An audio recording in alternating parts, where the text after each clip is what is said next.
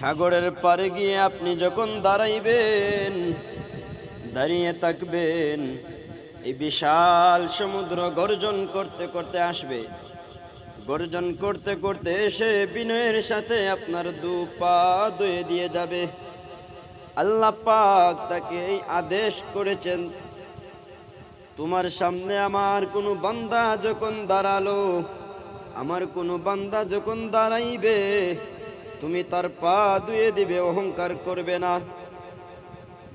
ও দুনিয়ার মুসলমান, আল্লাহ যখন ওই সমুদ্রকে আদেশ করবেন, এই জলপদের লোকেরা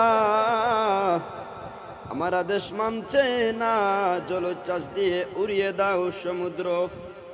আল্লাহ পাকের ঘোষণা পেয়ে যেমনি ভাবে আমাদের পা ধুয়ে দেয়, তেমনি ভাবে আল্লাহ পাকের যখন